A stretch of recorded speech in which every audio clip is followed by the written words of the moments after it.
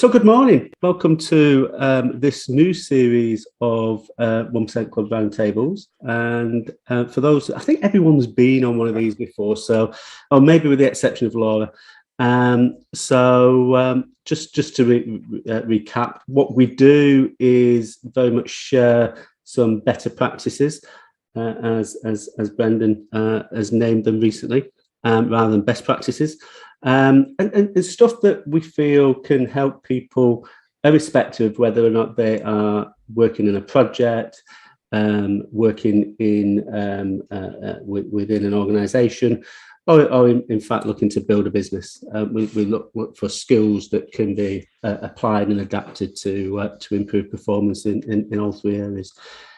Today's session is one that I think is quite interesting in relation to its application. It can be the skill and the approach can be applied to whatever we're doing, really, whether that is writing a blog post, writing a script for some video, just communicating with your team, getting people engaged within businesses or within projects.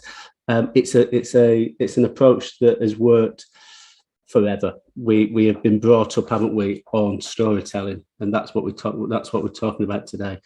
The concept of what makes a great story and how you can intertwine that into your day-to-day activities.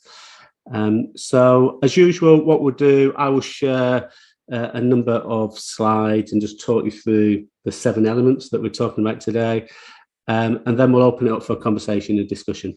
In the past, what we find is that these discussions initially tend to focus upon the content, but then we go off at tangents on interesting things. Usually try to close it out after about 45 minutes.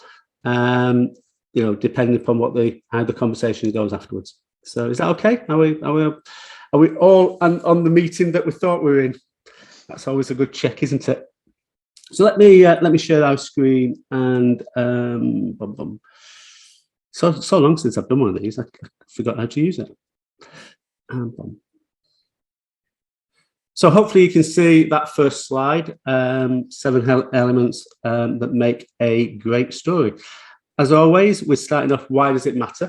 And I touched on this just now, really. Storytelling has become one of the most popular techniques in marketing, and it has been there for years. If you remember, when there was only, most of us of a certain age, I think we can probably all remember when there was only 3 or 4 TV stations in the UK, and you couldn't record or you couldn't fast forward, so you had to watch the adverts.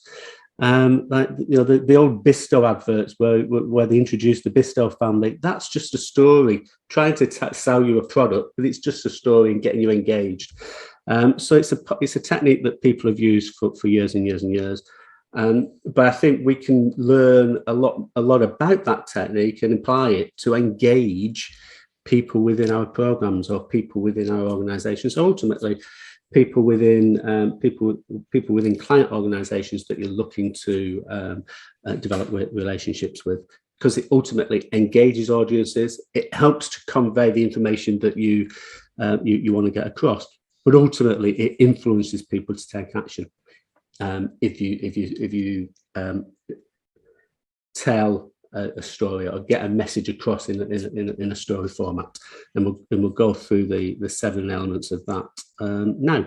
So the first reason why stories work is that it helps to build the trust in the teller, and this goes back to that age-old adage that people work with, will buy from, will enjoy being with people they know, like, and trust. If you think about it, that was one of the core catalysts for starting up the Transformation Leaders Hub. It's a community for people who can come together, start to get to know each other, and start to build that likability and ultimately that trusting relationship. And that will develop and has developed into mutually beneficial opportunities. But fundamentally, is if we can get our feelings across in a story and really utilize eye contact, body language. If we're face to face, or if we're doing a video, look into the video. Have that confidence in your delivery and share the emotion of a story. That naturally starts to build trust with the audience, because you are you're putting yourself across in the right way. You're showing some vulnerability, and because of that, people start to like you and start to engage with you and start to trust you. Subtle, but it works, and far better than just presenting a set of aimless slides when you lose people. If you can tie it all together into a story, much more powerful to drive engagement with your audience. So the second one is build drama into it. We all like drama. Life is all about drama, isn't it? And if you think about, again, TV, we can learn so much from TV and films. But if you look back on the programs that have been going years and years and years, Coronation Street being the obvious one, coming from the Northwest, that's been going longer than I've been alive, and it's just about drama, isn't it? It's about real life drama, and it sucks people in, and people grab hold of it and watch however many episodes there are every week. I have no idea, to be fair. But that dramatic development and emotional dynamics of a story pulls people in and gets them engaged with you. So don't censor the drama of a real life story. Actually, put out as many bad bits as you can, because the more that people can relate to you and the experiences that you've had, and they can start to feel, yeah, actually, you're like me. You have had those experiences, etc., etc. People will start to engage with you. Will start to build that feeling of trust. So don't take out the bad bits. Actually, emphasize the bad bits in many cases, and just keep in mind, if whenever you're doing anything or presenting anything or trying to get teams engaged, put yourself in the shoes of the audience and demonstrate through a story how you have been in their shoes in the past and how you've worked through that challenge. Really, really powerful way of getting people to buy into what you want them to do. The third aspect is relatability. And it links back that, all these are interlinked, but relatability is very much about, if people can relate and identify with the story, they're much more likely to be persuaded. And ultimately, people are sucked into and drawn into the stories that they can relate to. So the way that I've used this and the way other people have used this within change programs and transformation programs is introducing stories about previous project engagements, how organizations or teams within organizations have met challenges head on. What happened? How did the people feel? How did they respond? What key lessons can you take from there? Equally, if you've been earlier on in your career, maybe involved in a big transformation and was the recipient of that change, again, bringing your personal story to life about how you felt in that situation when someone was coming in telling you that the whole world was about to change. How did you feel? How did you respond? Again, it gets that relatability with the audience.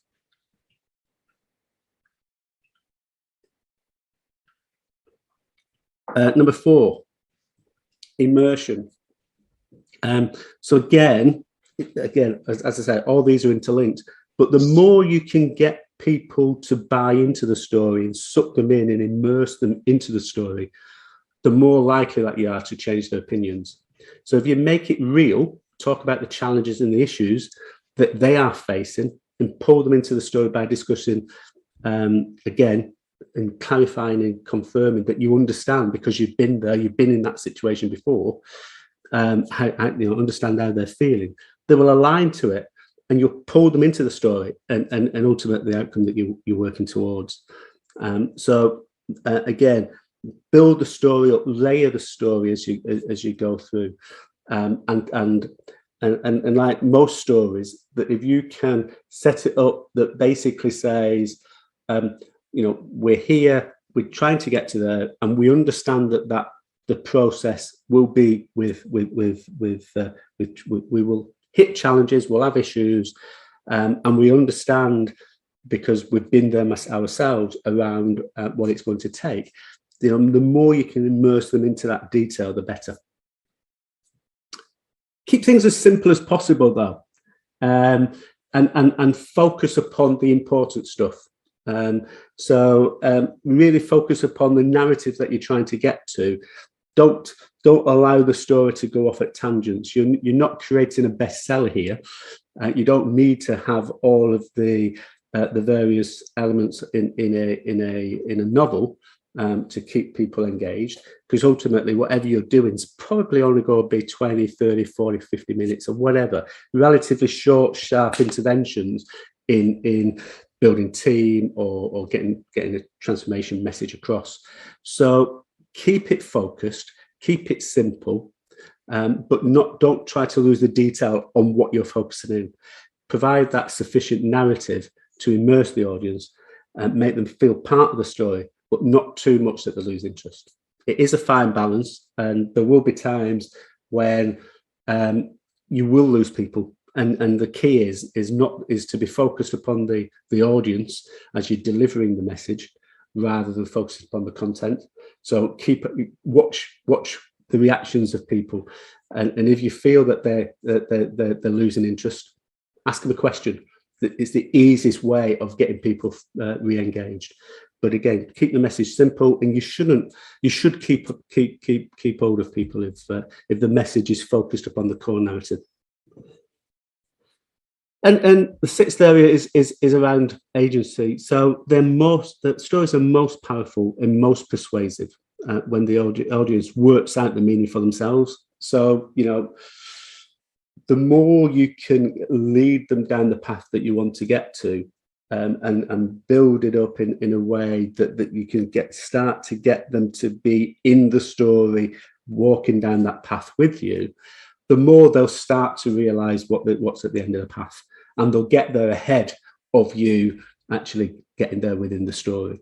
And the more that you can get the audience to reach the conclusion that you're looking for them to get, the more the story will be successful, and the more successful you'll be about getting that message across and getting people engaged and helping you move forward, especially within a transformation process. So consider the outcomes that you're looking to achieve, and start with the end in mind, and build your story up to get to that point.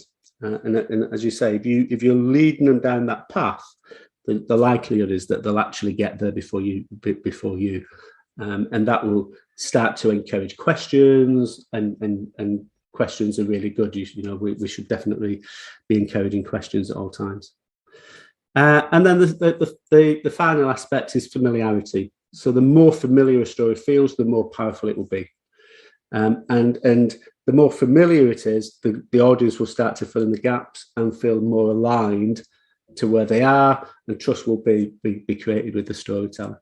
So adapt your language to the audience, use phrases and examples that they will have experience in and be aware of, and adapt real stories. If you think about, again, we can learn so much from TV. If you think about TV programs that have gone international, often the one that I'm thinking of, there's a couple I'm thinking of. One is the Office, and the other one, which is about, I can't remember what it's called now. But it started off being a program about UK politics, and it went over to the States and became very much around the West Wing. But they've adapted the message to fit the audience. The core storylines were the same, but they've adapted the message to fit the local audience, and that's what we can do with our stories. If we are talking to a group of C-suite, we'll adapt it accordingly. If we're talking to frontline staff, adapt the message accordingly, but adapt the story, shall I say, accordingly. So those are the 7 aspects. In the live session, a roundtable discussion followed. These often bring the subject matter to life by sharing real-life examples. If you wish to be involved in future roundtables, please do join the Transformation Leaders Hub, a community exclusively for those working in change and transformation. We run events and share much more, all focused upon helping you develop your career and open up new opportunities. Looking forward to sharing more better practices with you in the weeks ahead. Bye for now.